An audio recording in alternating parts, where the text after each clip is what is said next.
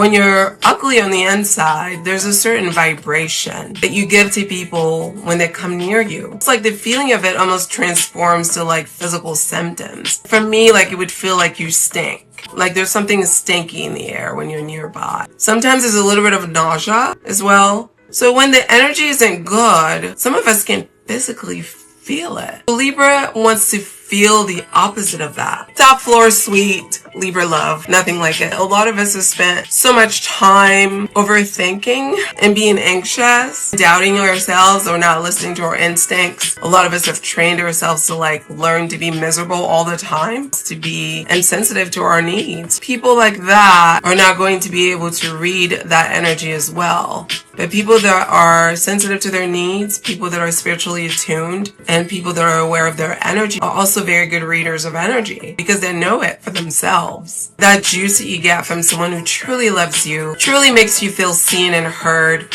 who's generally there for you, who's 100% devoted. Somebody said, love yours. Yes. As a Libra, this is so spot on. Someone said, I used to be a crybaby. I knew the people in this world would be cuckoo. Welcome to the madness. Yeah, it's very multi-layered. Libra has a deep need for love in their heart. So next question. Aquarius in the 9th house, please. Oh, great. So the 9th house in astrology, and that's Gemini Nice 37, who is one of two of my all-time longest, most loyal, most favorite subscribers of all time that just stayed with me since the very, very beginning. They're like the original OGs. I'm so grateful for you. You and Earthly 55. All of the effort you guys put in, I want you to know I see you. And I appreciate you. So thank you for being my original subscribers when I didn't even know anything about it. So Aquarius in the 9th house. So the 9th house in astrology is the house of learning, higher learning. It's about education.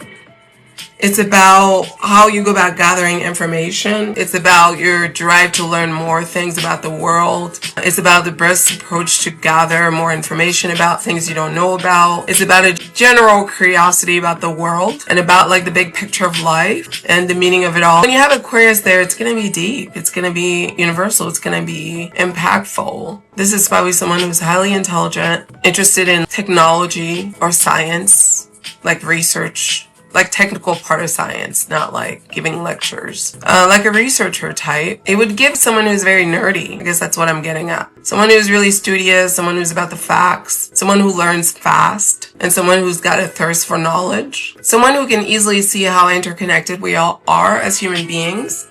Someone who has a lot of like spiritual insight as well as intellectual insight. A brainiac who isn't bigoted, who isn't a bigot of any type. So these are going to be open-minded, probably can make friends with anyone, wanting to learn about anything. Just keeps an open mind about the world and life. That's what I would say about Aquarius in the 9th house. And obviously fast learner since they're intellectually brilliant. Yeah, you're lucky. Your mom called you a nerd when you were 13. That's so funny. Earthly 55 said, you've taught me so much. Thank you so much. So sweet. I have a video on my main page that talks about the most smart zodiac signs. Go on there and look for the smarter zodiac sign. It's going to be one of the videos that I pinned up. There's only 3 to choose from, so just like one of them is going to be, yeah, the smarter zodiac signs. So you'll go over those zodiac signs. If you have any of these signs at your 9th house, you're going to be that type. Like, brilliant. It just comes with the territory. Like analytical, brainy.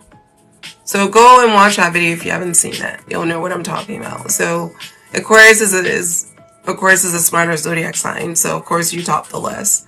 But there are other ones on there. What does 8th house tell you me? As an example, you can have Aries in 8th house. You could be an Aries sun, Aries moon. Yeah. So anytime you have 3, some people say 4, but I think generally 3 is what's universally agreed to as like the bare minimum. So whenever you have a 8th house placement, it means in that specific placement, you have 3 planets. So you could have like your Mercury in the 8th house, you know, or your Mars in the 8th house. All this while you have a, you know, Aries sun and moon. But it's about having like multiple planets in that house. You know, and Aries is just an example for Mars, so it would be like Mars, Mercury, Venus, or Mars, Mercury. It's more significant when it's some of the personal planets, Moon. So anytime you get any kind of repetition like that in any of your houses, because some people have no planets in certain houses at all. Some people have empty planets in some of their houses, which is okay. They always get concerned about it, which I get why. But it's really nothing to be concerned about. It's okay. It's normal. Meanwhile, some people have overrepresentation of energy in that house. So, eighth house in astrology is ruled by Pluto. So if you happen to have Pluto at the 8th house, and it also is a stellium, that will create a lot of Pluto energy in your life.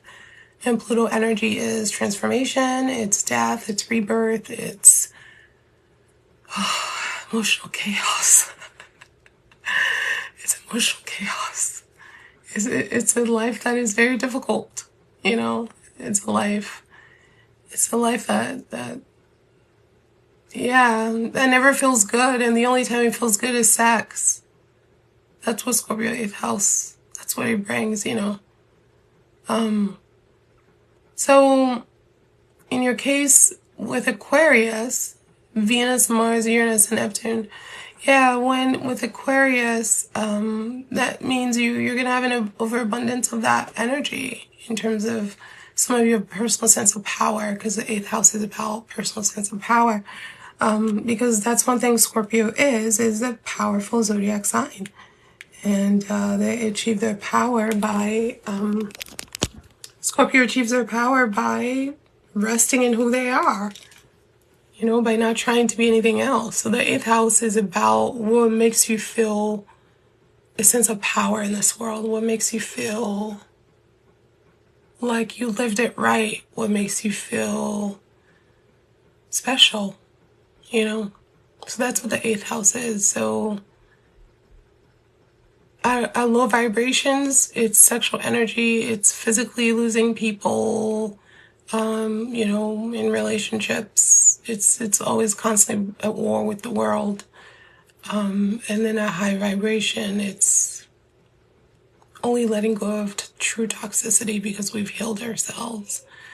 The issue with Pluto sometimes is that because of all the traumas they've been through, and that they never deal with, it just tends to stack up, unfortunately.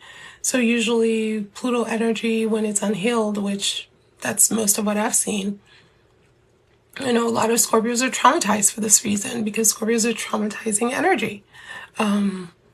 Most of them don't want to acknowledge, though, that they are traumatized, so there's very little effort put into healing themselves, you know, attending to the wounds, like actually talking to any other human being about it. It's like the more the world traumatizes them, the more they withdraw.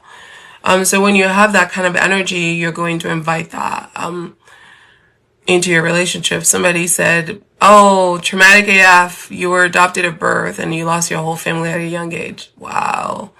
Yeah, that would be a 8th house, that would be an 8th house stellium. The whole theme is death and rebirth. So when you have an overrepresentation of that, you're going to have that in your communication.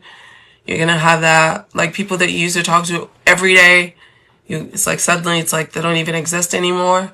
You're also going to have that in your love. Like you think the relationship is going great and then people are not up to what you thought they were up to, you know. Yeah, that's always painful, but unfortunately for you, that's par for the course. Yeah, it's either like they're gonna be the amazing partner and then all of a sudden they're not.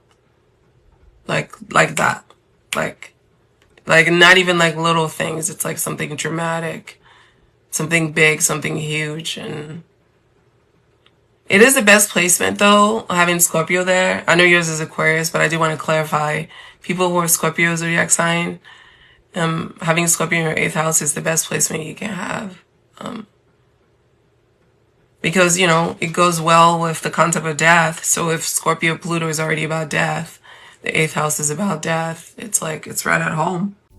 You can book your astrology reading at intuitivehealing.com.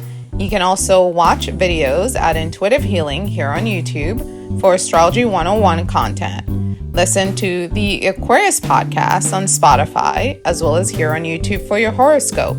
If you're interested in astrology and love connections, you can visit at Styled Under Libra. And of course, for health and wellness and holistic healing, visit at Styled Under Virgo for all of your astrology content. Thanks so much for watching.